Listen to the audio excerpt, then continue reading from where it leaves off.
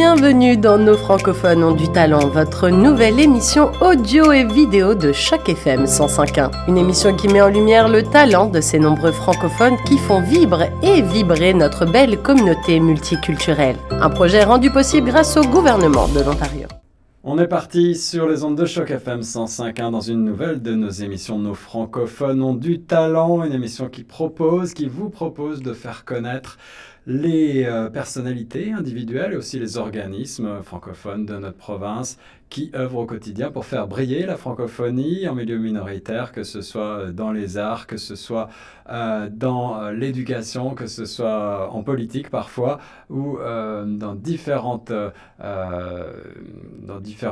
lieux où la francophonie brille, que ce soit, comme on va le voir aujourd'hui, dans la littérature en particulier. Avec mon invité, j'ai le plaisir de recevoir ici en studio aujourd'hui Monsieur Valérie Vlad. Bonjour Valérie. Bonjour Guillaume. Ça va bien? Ça va très bien. On est un vendredi. Il n'y a plus de tempête de neige, donc le soleil brille. Le soleil brille. Alors, il y a quelques jours seulement, on t'a consacré un prix. On va y revenir. C'est le fameux prix Jean-Jacques Rousseau qui rend hommage à une personnalité ou un organisme d'ailleurs qui a joué un rôle très important pour la promotion de la culture et du patrimoine francophone à Toronto. Alors, on est en plein dans la thématique de notre émission Nos francophones ont du talent. Pour ce qui est de cette émission, tu le sais, il s'agit d'un portrait. On va revenir en arrière sur ton parcours. Valérie, d'où viens-tu? Peux-tu nous rappeler tes origines? Ok. J'ai un parcours assez long. Je suis né en Roumanie, dans le sud-est de la Roumanie, près de la frontière avec l'Ukraine, parce que c'est l'actualité aujourd'hui. Oui, en effet. Donc, et j'ai vécu une bonne partie de ma vie en Roumanie. Sur la côte, C'est près de la mer Noire, mais c'est pas au bord de la mer Noire, c'est au bord du Danube. Ouais. Et on est en vol d'oiseau à quelques 30 km de l'Ukraine. Donc, c'est ça. L'Ukraine est de l'autre côté du Danube, pas de l'autre côté, mais au bord du Danube aussi. Belle région que je connais bien parce que j'ai la chance d'avoir plusieurs amis à Bucarest et donc je me suis rendu à plusieurs reprises dans la région, mais je connais mal la frontière ukrainienne. J'espère que tout va bien. Tu as de la famille de ce côté-là toujours? J'ai de la famille.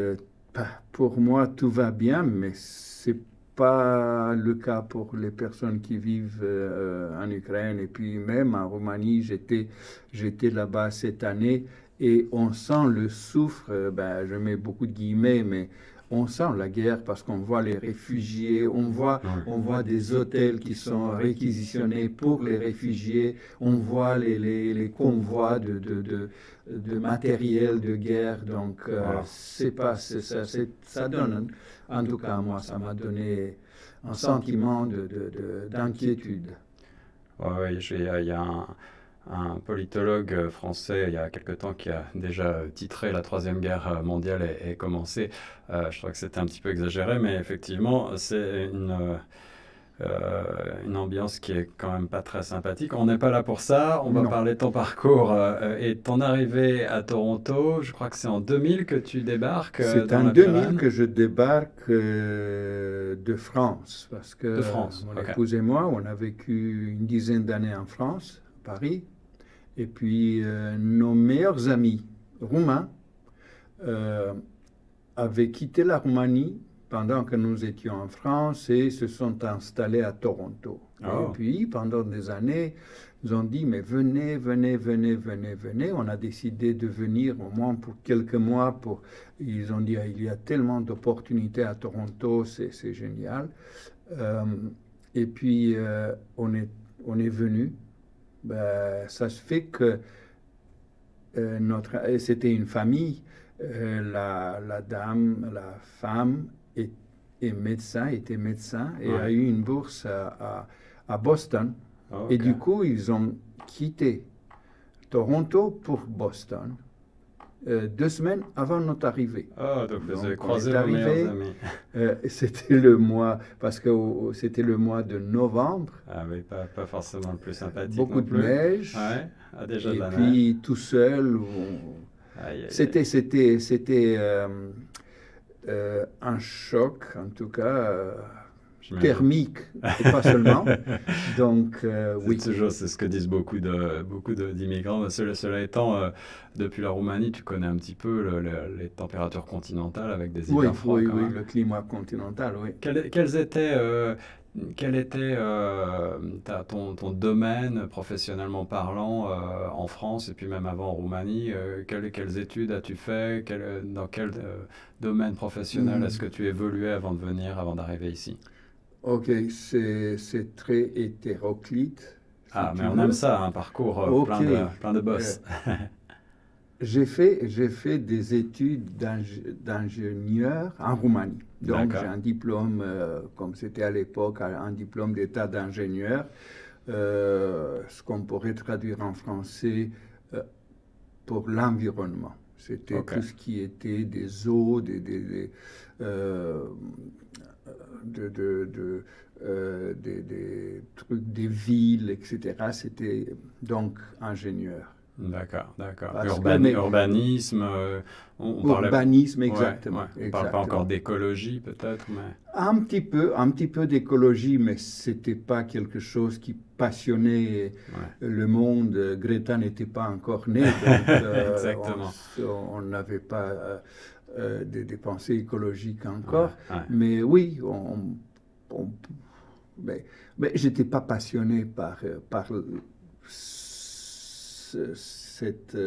ces études-là. Parce que, bon, en Roumanie, quand je suis né, il y avait un régime politique communiste, une Ceausescu, dictature, ouais, ouais. et puis j'ai choisi ça pour faire des études supérieures où 2 et 2 fait 4, parce que si j'aurais euh, choisi des études plutôt humanistes, ce qui me passionnait, c'était plutôt très, très, très politisé, pour ne pas dire juste de la politique Ah oui? pure. Oui, Oui, donc vraiment, à l'époque. c'était Ouais, l'économie politique, c'était le socialisme scientifique, c'était ouais, donc des études que j'aurais dû faire. Tout le monde me voyait des études de droit. ouais. C'était le droit communiste, très peu le droit romain. Donc, je me suis rendu compte que je n'aurais pas pu finir les études. Donc, Oui, avec la chute du non, communisme. pas avec la chute, mais supporter cette dose de politique Ah oui, oui, oui. Ouais, ouais. tout le temps. Donc, j'ai préféré, je me suis dit, tiens, je vais faire des études scientifiques, comme ça, il n'y avait pas d'ailleurs beaucoup de politique mêlée à ces études-là. Ouais, parce que Donc, là, la politique, bon, il faut le rappeler à nos plus jeunes auditeurs, était probablement un petit peu partout à ce moment-là, en Roumanie ou dans en tous les autres Roumanie, ce pays n'était que ça. d'obédience communiste. C'était Ben, très, Roumanie, ce très n'était que politisé. ça, oui. Ouais, ouais. Oui, oui, c'était l'endoctrinement depuis le plus jeune âge. Donc, Tu gardes des souvenirs de cette époque, de cette époque en Roumanie communiste? L'ambiance était très difficile à vivre, c'était pesant. je ne sais pas si c'était pesant pour... Mais ça dépend. Ah, c'est très difficile. C'était tellement difficile à dire. Euh, si c'était mon cas, si on n'avait pas une famille, on n'avait pas d'enfants. Ouais, Donc, si on prenait soin de soi-même, ben, on peut à la limite ne pas faire très attention à c'est ça. soi-même. Donc, c'est plus vivable. Ouais. Mais par contre, si on avait une famille, si on avait des enfants, est-ce que quelqu'un qui était dans cette situation pouvait prendre des risques vis-à-vis du pouvoir? C'était pas pour lui, mais Mm. c'était pour ses enfants. Si les enfants étaient brisés à l'école, ou son épouse, ou que sais-je, donc s'il perdait la job, Ouais. comment il entretenait sa famille. Donc c'était très difficile quand on avait une famille. Moi, j'étais tout seul, donc je peux dire que ça ne m'affectait pas beaucoup. Alors, depuis, tu as voyagé, tu disais, tu es parti en France pendant une dizaine d'années, puis après Oui, à ben, Toronto. déjà en Roumanie, après la chute, j'ai complètement changé de pas de métier forcément, mais j'ai eu un journal d'opposition libérale. Libéral, c'est pas le sens de libéral en Amérique du Nord, par exemple. Ouais. C'est le Parti libéral à l'époque, c'était plutôt centre-droite. Il y avait un parti de droite, un autre centre-droite et puis de gauche centre-droite. Donc, j'ai eu un journal et puis quand je me suis rendu compte que c'est pas pour le lendemain les changements. Un journal, un quotidien, un hebdomadaire? Oui, non, un hebdomadaire. Un hebdomadaire s'appelait Écho libéral. Ok. Ouais. Oh, c'était une période... C'est un journal que tu avais lancé toi-même ou qui existait? Oui.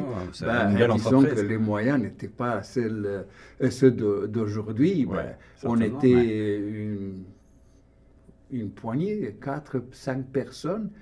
C'est nous qui écrivions, c'est nous qu'on accompagnait à l'imprimerie parce que c'était l'ancienne imprimerie avec les lettres de plomb. Ah oui, vous voyez, on faisait sûr. ensuite on corrigeait. Oui, très peu d'informatique, très peu d'électronique. Oui, non, pas du tout, ça n'existait pas. Et puis nous, on vendait le journal, on le distribuait. Ah non, c'était une période fantastique. Et c'était certainement comme un vent de Surtout liberté qu'on avait à l'époque, tout ça.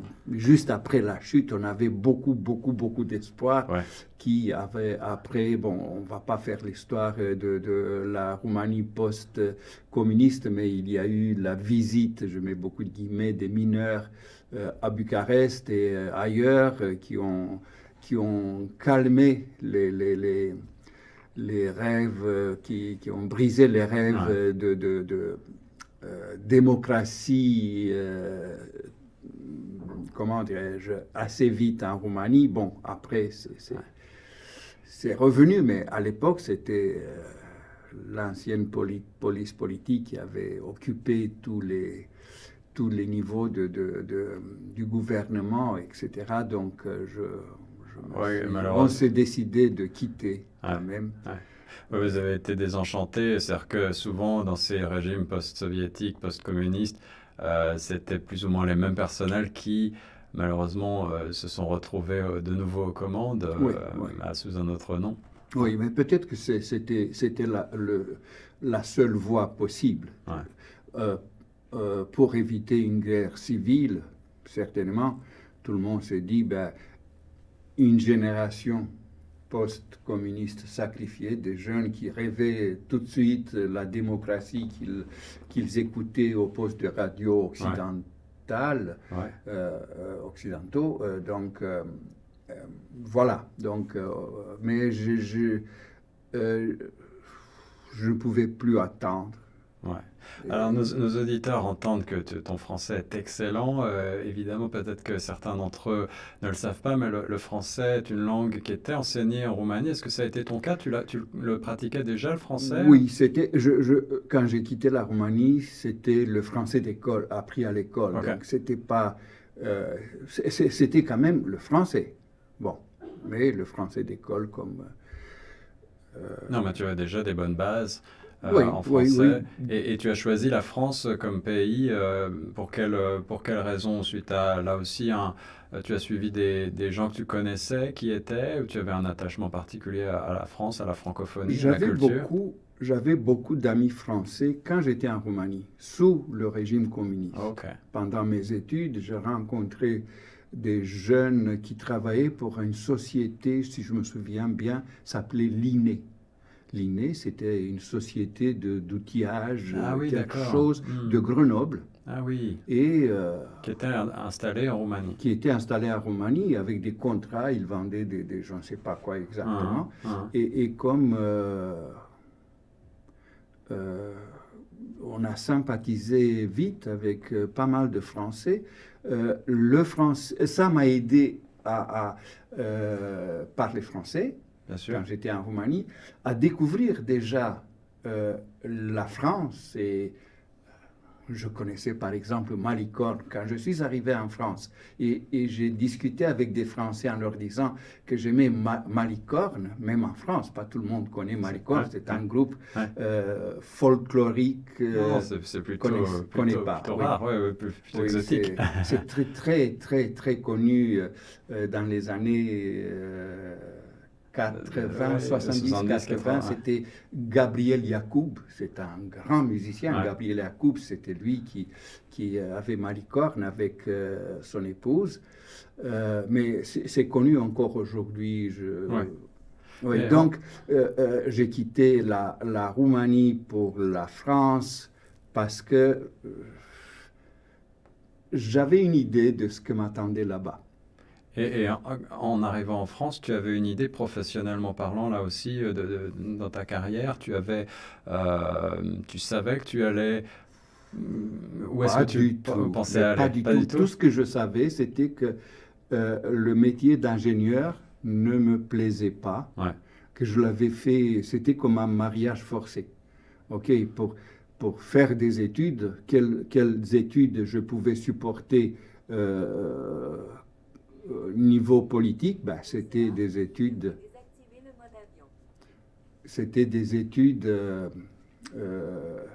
de maths, de physique. Ça, on ne peut pas politiser les maths Ouais. ni la physique. C'est certain. Donc, c'est ça. Mais quand je suis arrivé en France, une chose était sûre, non, je ne voulais plus. Et du coup, très vite, j'ai fait partie, après un an en France, je crois, d'un groupe de réflexion qui s'appelait Angelina, qui après s'est appelé le groupe de Paris. Ok. C'était un groupe de réflexion libérale qui militait à l'époque déjà pour l'équivalent or des monnaies nationales. Ah, Donc, donc un groupe de réflexion économique. exactement, économique, politique, philosophique. Donc, on envisageait un peu les problèmes à l'époque qu'on allait avoir aujourd'hui avec l'inflation, avec tout ce qu'on vit. Et tu t'installes à Paris quand tu arrives en France? Oui, directement. Directement à Paris. Donc, quels sont les jobs que tu fais? Justement, j'étais membre et un sorte de secrétaire de ce groupe. Okay. On me payait un petit salaire. Ouais. Et après, j'ai trouvé un job dans l'immobilier. Ah, vraiment un parcours Oui, très plein éclectique. Et donc, dans cette boîte d'immobilier, c'était un petit groupe de 5-6 personnes. Et je dirais qu'on gagnait bien notre vie et qu'on se faisait plaisir de travailler. Ensuite, j'ai écrit un livre. Alors, j'ai commencé à écrire avec le groupe Angelina. Ouais. Parce que le groupe Angelina était à un moment donné connu à l'extérieur, en Belgique surtout et en Grande-Bretagne, comme le groupe de Paris. Parce que des gens à l'extérieur ont commencé à regarder ce qu'on proposait, nous, ce qu'on faisait comme activités, comme réflexion. activité. Ouais. Donc, on a eu des articles publiés en Grande-Bretagne et en Belgique sous le nom de groupe de Paris. Il faut se dire que les membres du groupe, de ce groupe Angelina, n'étaient pas connus parce qu'il y avait des hauts fonctionnaires, il y avait des banquiers et qui ne pouvaient pas se permettre, en tant qu'haut fonctionnaire, tu ne peux pas te permettre de militer pour l'équivalent or quand ton gouvernement il y avait considère ça comme une hérésie. C'est ça. Et donc, c'était plutôt des membres anonymes. Et ce livre que tu écris à ce moment-là, c'est un livre, donc tu l'écris en français d'abord? Je l'écris en français, oui. Et un livre sur fond économique là aussi? Pas du tout. Non, pas du tout. Non, Alors, dis-nous en le plus. livre est parti d'un défi.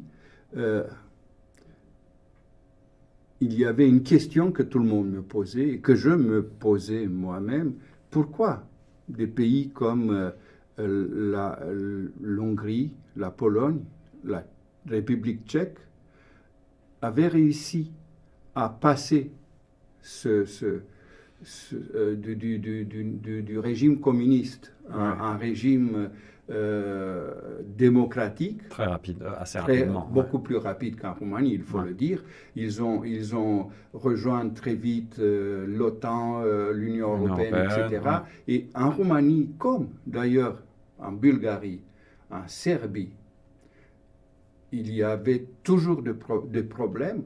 Et je me suis posé la question, c'est pas forcément que les uns soient, je ne sais pas, c'est pas racial, il n'y a rien de racial. Parce Il y avait des différences Pardon? Il y avait des différences de niveau de vie. Est-ce que la Roumanie ou la Bulgarie étaient vraiment plus pauvres que la Tchéquie? Beaucoup plus pauvres, même pendant l'Union soviétique, pendant le bloc soviétique. C'était la différence entre la Roumanie et la Hongrie était comme l'Occident et l'Orient. C'était même avec la Pologne ou avec la Tchécoslovaquie à l'époque. Et donc, j'ai écrit un livre où ma thèse est que c'est l'orthodoxie, donc la religion, que tous nos problèmes, si on peut le voir, je mets beaucoup de guillemets encore une fois, problème, je ne sais pas si c'est mieux d'être orthodoxe que catholique, mais en tout cas, les répercussions économiques, politiques, sociales viennent encore sur un vecteur religieux qui a un impact énorme dans la vie sociale, économique, etc. Et dans le livre, je commence au travers un filtre économique, philosophique, historique, à trouver pourquoi les orthodoxes, mais encore aujourd'hui, il y a beaucoup de monde qui l'affirme, mais pourquoi la culture orthodoxe a toujours été un allié du pouvoir. Que le pouvoir soit... je m'excuse Valérie, mais oui, donc je t'interromps une seconde. Quel est le titre de ce livre? Le titre, c'est l'orthodoxie, un échec collectif. Ok, donc un livre à thèse, c'est pas du tout une fiction, c'est plutôt une réflexion. J'ai signé avec l'Harmattan à Paris un contrat, mais le livre n'est pas publié, peut-être qu'il ne sera jamais. Mais pourquoi? Parce que j'ai des amis, j'ai de la famille en Roumanie. Et en Roumanie, où plus de 85% de la population se déclare orthodoxe, où l'Église orthodoxe est l'institution la plus considérée la plus viable en Roumanie, c'est difficile c'est comme une attaque. On n'est pas là pour faire de la religion ou de l'anticléricalisme, ni de la politique, mais on le voit même aujourd'hui dans l'actualité, lorsque l'on voit ce qui se passe en Russie, par exemple. Il y a beaucoup... Kirill qui va et il y a une collusion entre le politique et le religieux énorme dans ces pays-là. Énorme. Et dans ce livre, c'est mon esprit mat, si vous voulez. J'essaie de démontrer que ce n'était pas possible autrement et que ce n'est pas possible autrement. Enfin, donc j'écris, donc je travaillais pour gagner ma vie en tant que dans l'immobilier. Et puis je faisais toutes sortes d'activités à côté. Et je lisais beaucoup. Et tu lisais beaucoup, on a l'impression que la littérature, malgré tout, et les arts, tu citais aussi la musique tout à l'heure, font une partie intégrante de ta vie depuis très longtemps. On va évidemment évoluer tout à l'heure en parlant jusqu'à aujourd'hui du Salon du Livre de Toronto, dont tu es le président depuis plus de 15 ans. C'est quelque chose qui te tient à cœur. Quels étaient tes référents? Est-ce que tu as des modèles? Est-ce que tu as des livres de chevet particuliers que tu voudrais citer? Citer des noms, citer des livres, auteurs. citer des auteurs serait faire injustice aux autres que j'oublie. Donc, je lis tout. Mais tout, surtout en France, là, aujourd'hui, j'ai moins de temps. Mais en France, je lisais tout ce que je pouvais lire. Surtout des livres avec un contenu social, politique, philosophie, beaucoup. Et je peux citer, il est mort, donc je ne vais pas faire injustice aux autres. J'adore encore Lévinas. C'est un philosophe né dans les pays baltes quelque part, mais français, qui est décédé en 93. J'étais en France quand il est décédé. Donc, non, je lisais beaucoup.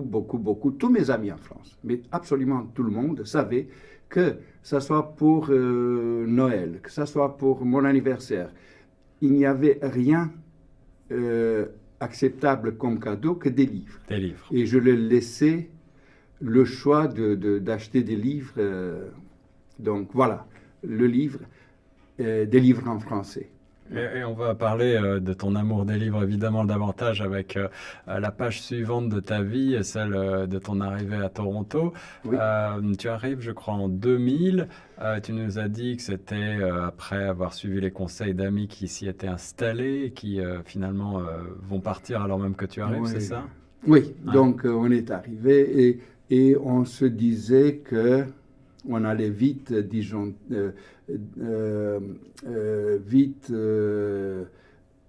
tomber en désamour avec Toronto, seul, etc. Et un jour, très vite après notre arrivée, bien sûr, on a loué un appartement, on s'est installé avec mon épouse, et un jour, on était sur Carlton Street, dans le tram. Et d'un coup, comme ça, tout le monde a commencé parler français. Vraiment? Oui. Ça, c'est extraordinaire. On a été choqués parce qu'on n'avait aucune idée du français ici. Ouais. Moi, je disais qu'ici, j'allais travailler. D'ailleurs, dans l'immobilier, j'avais une lettre vers un ami de notre patron à Paris pour ici à Toronto. Tu poursuivais dans l'immobilier, c'était exactement, ton plan. mais en anglais. En anglais, Donc, ouais. Je n'imaginais pas que... c'est pour ça qu'on avait choisi d'ailleurs aussi Toronto. On se disait, on va apprendre l'anglais comme on a appris le français, etc. Et d'un coup, donc je reviens, tout le monde commence à parler français. Et c'était juste devant le collège français sur Carlton. Voilà pourquoi. Et les jeunes quittaient l'établissement, quittaient le collège. Et le tram était plein de jeunes. Et puis on s'est dit, mais s'il y a un collège, s'il y a tellement de monde qui parle, et on a commencé à chercher. La première association qu'on a trouvée, c'était la Société d'Histoire.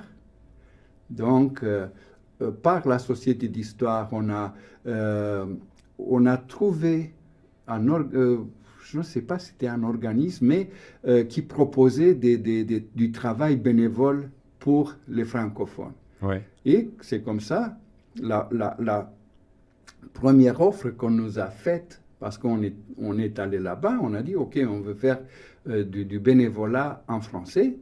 Et la première offre, c'était faire du bénévolat à Radio Seki FM. Alors là, ça nous intéresse particulièrement. Oui, donc c'était aujourd'hui c'est Choc FM. À l'époque, c'était Seki FM. Mon épouse faisait de la technique, la mise en onde, etc. Et moi, je faisais des émissions culturelles. Une émission qui s'appelait, je crois, Thèse et antithèse culturelle à Toronto. Des archives qu'on aimerait avoir encore sous la main. Je pense qu'à cette époque-là, vous travailliez peut-être pas encore de manière numérique, ou en tout cas, on n'avait pas... c'était pas numérique. On a certainement des bandes quelque part dans des tiroirs, mais il faudrait qu'un jour on se penche sur ce beau patrimoine. Donc, c'était sur l'actualité culturelle. Ouais. On est passé Toronto, Ontario, Ottawa, etc. Et après, j'ai eu un projet comme un peu le vôtre. C'était une série d'émissions Mhm. des entretiens avec des autochtones ici et à Montréal. Et ensuite, on comparait quels sont les défis, quels sont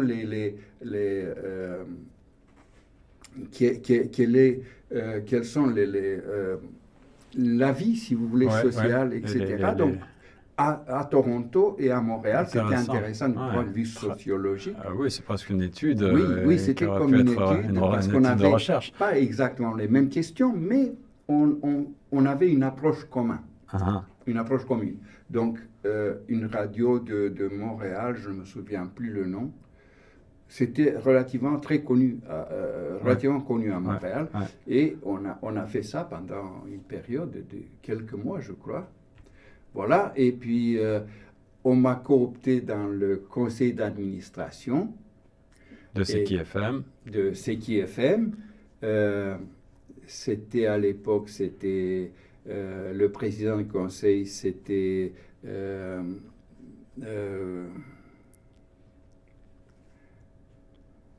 Martin. Ah là là. Probablement, est-ce que c'était Christian Martel? Christian Martel. Ouais. Ah là là. Christian Désolé, Martel, qui est Christian, toujours, j'ai oublié ton nom. toujours très C'était impliqué Christian. avec nous, Christian Martel, aujourd'hui en tant que oui, bénévole. Jean Martin était directeur. Jean-Martin, ouais. Oui. Et donc, j'étais président je suis devenu président du conseil ensuite. Ah. Et c'est sous ma présidence d'ailleurs qu'on a obtenu, on faisait des démarches depuis un moment déjà, Oui, mais oui. on a obtenu la licence du CRTC. Alors ça, Parce qu'à c'est... l'époque, on diffusait juste, je ne sais pas, 3 semaines par semestre, je crois. C'était ce qu'on avait le droit de faire. Ouais, ouais. Juste pour prouver qu'on était capable d'avoir une radio francophone. C'est ça, on n'avait pas encore le 105.1 à l'époque, on n'était pas, non, pas du de tout. manière Le permanente sur la... 105.1 est arrivé avec la licence. C'est ça. Et on vous remercie évidemment encore aujourd'hui énormément de tous moi, les je suis efforts, la content de persévérance. Ce qui est arrivé de notre radio de l'époque. Ouais. Et je suis vraiment fier qu'on ait ce studio et tout. Et tu sais qu'on a fêté les 30 ans de la coopérative. Oui, malheureusement, il y a je quelques n'étais temps. pas ici. J'étais invité, mais je n'étais pas ici. C'est toujours très intéressant d'avoir des invités qui se souviennent de l'historique de la radio communautaire francophone. Quelle était l'image que tu gardes de ces premières années, de cet enthousiasme des francophones? C'était un enthousiasme Ouais. formidable. On rêvait. Ouais. On était tellement enthousiastes que parfois, on était déraisonnable. Je vous raconte une anecdote. On a fait un radioton. Et nous, parce que nous, on était tellement passionnés et enthousiastes, on pensait que tout le monde est pareil. Pour cette radio, c'était... Et puis, on a fait un radioton et on s'est dit, Christian, il faut plus de lignes, parce qu'on avait une ligne. D'ailleurs, c'est le même numéro 2666. Ah, c'est toujours le même numéro. C'était le même numéro. Gardé. Mais on a installé 3 lignes en plus. Parce qu'on se disait, on va avoir tellement de submergé d'appels. Ah oui, tout se faisait par téléphone à l'époque. Des promesses de dons. Ouais. On va... Et puis, on s'est installé dans les studios sur 2 Carton, une dizaine de personnes pour répondre au téléphone. C'était la logistique était parfaite. On a cherché de quoi manger. On est allé dans les restos francophones. Je me souviens, je suis allé dans un resto Oasis pour trouver quelque chose à manger pour les bénévoles. Et puis, les téléphones n'ont pas beaucoup sonné.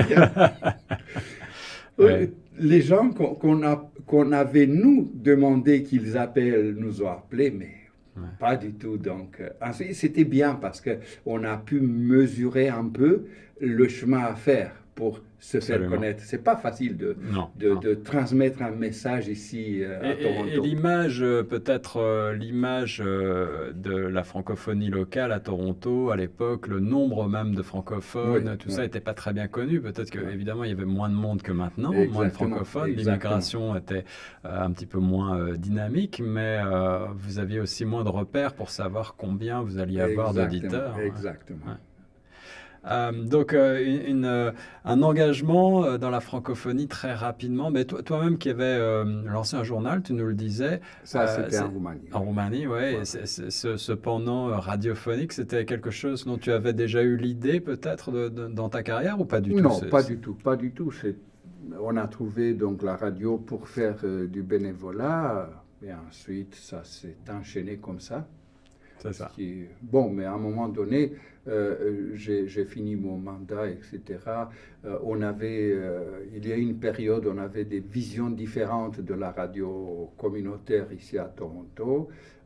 D'autres personnes ont pris le relais et moi, je suis allé, on m'a invité dans le conseil d'administration du Centre francophone.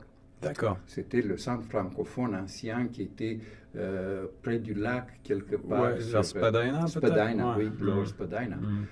Et on était 14 dans le conseil d'administration et c'est à l'époque que le centre francophone s'est réuni avec CMSS, Centre médico-social communautaire. Là aussi, quel beau chemin parcouru. Oui, donc on est devenu... Et 7 membres du CA de Centre francophone et 7 membres du CMSC se sont réunis pour faire le conseil d'administration du premier centre francophone qui offrait des services en santé. Donc c'était à l'époque. Je suis resté 4 ans, je crois, dans le conseil du centre francophone. Ensuite, j'étais dans le conseil d'administration, j'étais secrétaire de la Société d'Histoire. Oui, j'allais y venir, qui t'a donc, on le rappelle, décerné il y a peu de temps le fameux prix Jean-Baptiste Rousseau. Ouais. C'était un hommage pour cette longue, ce long travail auprès des communautés, en particulier de la Société d'Histoire. L'histoire, c'est aussi une de tes passions? L'histoire, oui. Mais sans histoire, je ne crois pas qu'il y a d'avenir. Parce que si on ne comprend rien de l'histoire, on a du mal à vivre et le présent, même le présent. Même le présent, ouais. Je crois que l'histoire nous donne des leçons. Chaque année, chaque mois, chaque seconde, on n'a qu'à les comprendre. Donc, enfin... alors, quand tu t'installes à Toronto, donc on le disait, tu penses poursuivre dans l'immobilier, c'est bien ça, et puis tu t'engages par ailleurs dans ces différentes causes francophones de la communauté. Professionnellement, est-ce que tu évolues aussi? Oui, ben ça c'était la partie bénévolat, mais on ne peut pas vivre avec l'enthousiasme. Et non, malheureusement. Donc... Pour terminer avec les causes francophones, j'étais aussi vice-président du Phoenix. Le Phoenix, c'est un organisme qui représente les personnes handicapées francophones dans l'Est de l'Ontario. Excellent, ça j'ignorais complètement. Je faisais aller-retour aux réunions du CA dans l'Est ontarien. Donc, professionnellement, j'ai commencé... avec un ami qui est devenu, que j'ai rencontré ici, Mohamed Brimi. Aujourd'hui, il est juge de paix, mais Mohamed et moi, on avait un organisme qui organisait des job fairs. Ok. Et c'était la période des commandites, le scandale des commandites. Ça s'est bloqué du jour au lendemain. Et puis, j'ai travaillé pendant une courte période à l'Express de Toronto. Oui.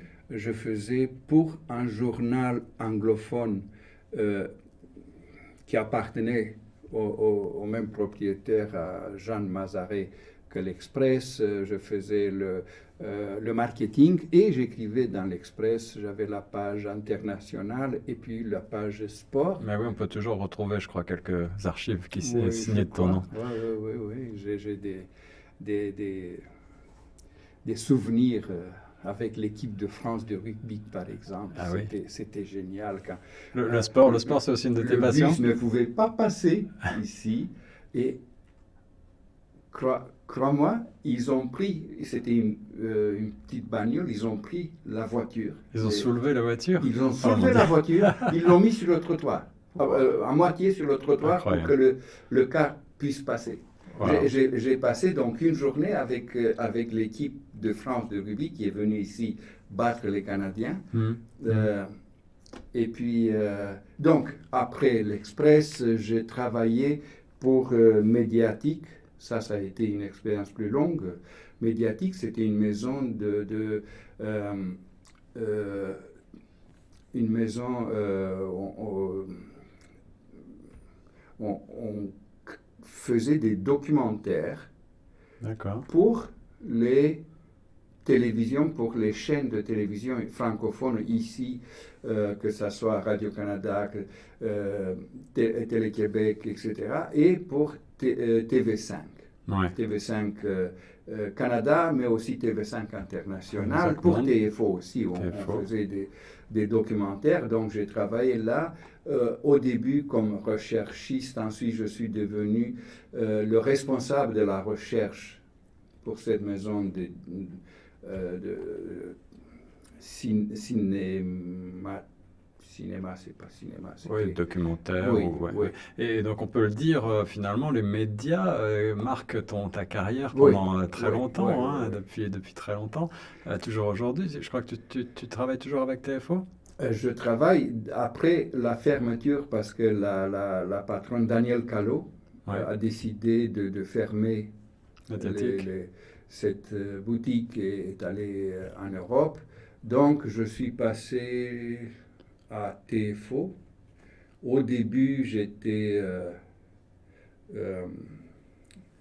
j'écrivais tout le contenu textuel pour les sites de TFO.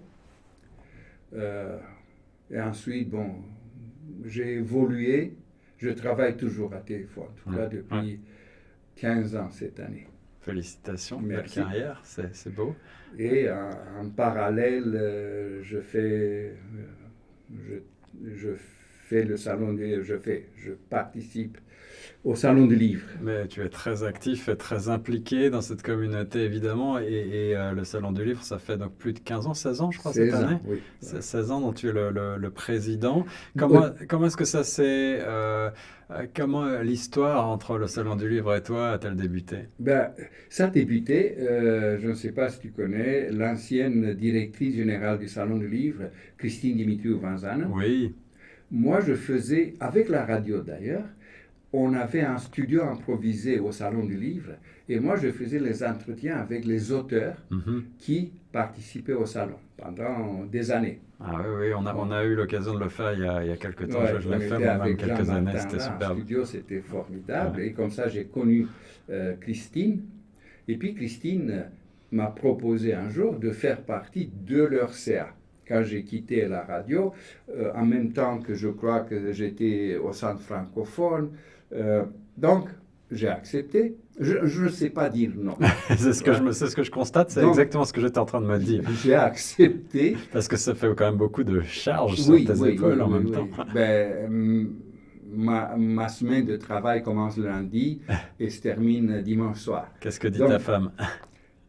Bah, elle est habituée. Elle te soutient? C'est comme ça. Ouais. En Roumanie, c'était pire. C'est vrai? Oui, oui. Ben, quand j'avais le journal, je dormais, bon, j'avais un autre âge, 2 heures par jour. Oh mon Dieu. 2 heures, c'était tout. Parce que la nuit, on faisait le journal, je travaillais pour gagner ma vie pendant la journée comme ingénieur.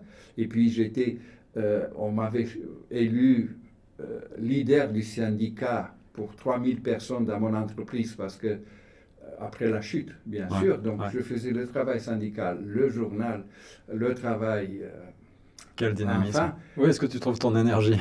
Je ne sais pas. Et donc, Christine me propose, je suis dans le CA, et Christine décide d'arrêter.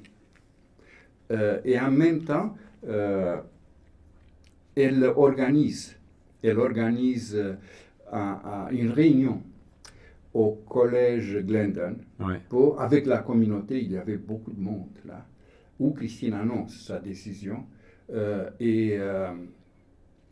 L'ancien CA décide de s'arrêter, le président, M. Baudot, qui est décédé aujourd'hui, qui était président du conseil d'administration, décide d'arrêter lui aussi. Et là, Christine propose une période sabbatique d'une année. Et des gens de la communauté disent non, non, non, c'est pas possible, on ne va pas arrêter le salon du On livre veut un quand salon même. de livre. Et Christine a dit, ben, vous faites comme vous voulez. Sans dire qu'il n'y avait pas d'argent. Parce que comme elle avait décidé d'arrêter, elle n'avait pas fait les demandes de financement pour l'année qui venait. Et le premier qui a été choisi par la communauté là pour être président, c'était Paul-François Sylvestre. Ah oui, l'auteur bien connu qui est également auteur à l'Express. Donc Paul-François, il est président. Il a hérité d'une situation délicate. Un CA, etc. Lui, ça ne l'intéressait pas vraiment. Donc, après 6 mois, il démissionne du CA. Et on était en crise, on n'avait pas d'argent, on n'avait pas de président, et les autres me proposent que je sois président. J'ai dit non, je ne peux pas assumer tout seul. Ouais. Et j'étais sincère. Je ne le fais pas pour le faire. Je dis si on peut pas, non. Et puis il y a Philippe Poirier-Querer, c'est un auteur franco-ontarien ici à Toronto, il habite beaucoup en Europe aujourd'hui, qui dit, ben écoute, si tu acceptes d'être coprésident, je peux être coprésident. Et on a fait la première année, c'était un salon où le budget était près de 0, où il y avait 2 auteurs.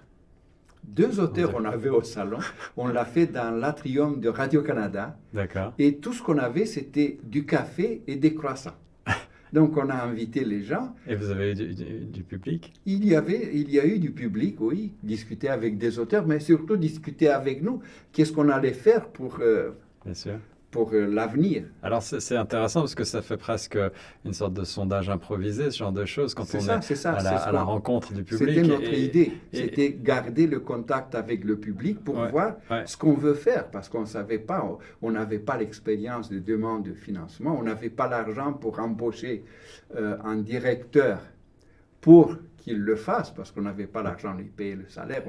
On a trouvé une étudiante, Motria, qui a fait un travail extraordinaire au début, surtout pour qu'on redémarre. Et finalement, donc Philippe est parti en Europe, je suis resté tout seul. Jean Martin est devenu directeur. Et on a commencé à chercher un endroit parce qu'on était sans domicile fixe. Avant, on était sur Front Street, mais là, ça coûtait 75 000 $ quand même pour 3 jours. C'était impassable pour nous. Et donc, on a été sans domicile fixe. On l'a fait au manège militaire. Ah oui. Oui, c'était au manège militaire. Il y avait les cadres qui travaillaient là. Et nous, on faisait un salon de livres. Il y a 2 chars. Il y avait 2 chars. Il y avait des parachutes là. Mais on a eu la chance. Le chef, le directeur, je ne sais pas comment il s'appelle, le commandant, voilà, le commandant de cet endroit, il aimait le livre. Et je ne sais pas comment il est arrivé. Il était francophile, il était un petit peu intéressé par la cause. Oui, et il nous a dit, mais je peux vous faire de la place ici. Wow. Et imagine qu'on n'était pas bien vu par les cadres. Et c'était normal, il y avait des enfants, il y avait 2 toilettes pour tout. Et nous, on avait des centaines de milliers pendant les 3 jours. Les pauvres cadres ne pouvaient plus aller aux toilettes et ils ne sortaient même plus de leur bureau. Et on avait signé, ça c'est le plus drôle, on avait signé avec le colonel un accord que si c'était l'endroit où les troupes canadiennes se rassemblaient pour partir s'il y avait une mission urgente. Donc, c'était l'Afghanistan à l'époque. S'il fallait partir en Afghanistan, nous, on avait 1 heure pour tout dégager. Tout dégager dehors. Parce que là, il y avait les troupes qui se rassemblaient. Et ça, le salon avait lieu à ce moment-là en mars, en plein hiver encore. Oui, c'était ça, en mars. Et on a été... on a prié pour la paix plus que tous les pacifistes du monde ensemble. Parce que on se disait, les exposants ne savaient même pas de cet accord. On a dit, OK, ici ça se passe. Ça. espérons qu'il n'y aura pas d'alarme ou quelque chose pour que tout le monde se rassemble ici, qu'on leur dise aux exposants, bonnes anecdotes comme je les aime. Et sortez vite. Incroyable, incroyable. Ça, c'est des super anecdotes. On était dans quelles années là? On a 2010 2008 Oui. Ouais, Et puis on est allé au parc des expositions. Ouais. Là, c'était le pire endroit pour le salon parce que c'était loin. C'était l'hiver à l'époque, c'était fin octobre, je crois. Il faisait froid, l'accès était difficile, les salles n'étaient pas bien sonorisées. Le syndicat imposait les prix pour le buffet, ça coûtait $7 un coca pour les enfants. Donc pour les manger, donc c'était pas terrible. Et puis on a trouvé enfin la bibliothèque de référence. La grande bibliothèque. Oui, c'était pas forcément la bibliothèque, c'était cet endroit. Un endroit idéal pour un salon du livre, finalement. Oui, mais qui venait d'ouvrir les portes. Là, c'est un ancien consul de France qui m'a appelé chez moi, qui me dit, mais j'étais là-bas pour un festival de bande dessinée, et c'est génial pour le salon. Et puis on est allé, on a vu, on a signé les contrats, et voilà. Belles histoires que celles que tu nous contes, Valérie Vlad, aujourd'hui, après c'est plus de 15 années, 16 années à la tête du Salon du Livre. Oui. Tu as plein de souvenirs, j'imagine. Est-ce que tu as un ou deux coups de cœur encore à nous transmettre? Et puis après, on va parler du salon qui s'en vient ces prochains 2 au 5 mars 2023. Je ne parlerai pas des auteurs qui sont venus, parce qu'il y a tellement d'auteurs qui sont venus. Et comme je disais, ce serait faire injustice Mais je voudrais juste raconter une anecdote qui dit beaucoup sur le Salon du Livre, sur la situation en Ontario, au Canada français, et sur nos problèmes à nous aussi.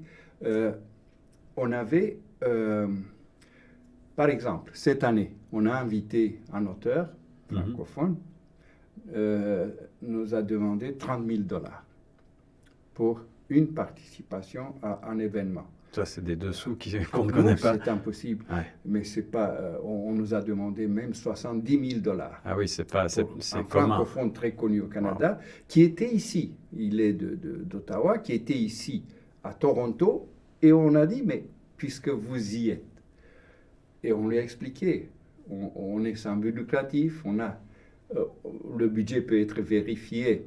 Ouais. Les états financiers. Moi, je suis bénévole. Impossible de sortir. La plupart des gens sont bénévoles ici. Faites-nous un prix, $70,000. Et non, il n'a rien voulu savoir.